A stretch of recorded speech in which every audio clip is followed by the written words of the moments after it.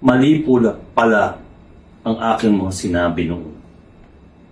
Hindi po pala wala tayong pera bilang bansa. Mayroon po tayong pera, nasa bulsa po ng mga taong walang konsyensya. Sana po ang nagpapasasa sa mga pera na ito ay makita na may mga pasyenteng namatay dahil sa kanilang pagkuha ng pera na dapat ay naibili ng mga gamot. Hustisya ang isinisigaw ng bayan. Ang mga malamig na tiyan at malamig na mga paa na nakababad sa baha ng mga taong nakatira sa lansangan,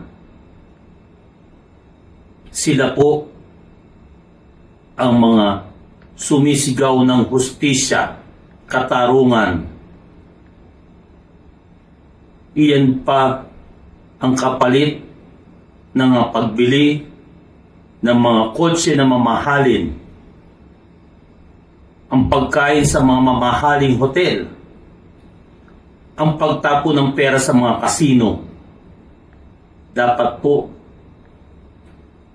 ang buhay ng bawat mamamayan na naghirap dahil sa korupsyon ay sagutin ng bawat mga mambabatas, mga kawani ng DPWH, lahat po ng involved sa mga itong proyekto na dapat ay nakakatulong sa tao, yung pala ay hindi man lamang po makikita ang anino ng mga proyektong ito.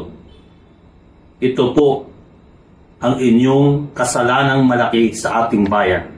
Sana po ay makonsyensya po kayo lahat. Sigaw ng bayan, katarungan, hustisya para sa mga taong kinitil ng korupsyon ng mga taong ito. Maraming salamat po.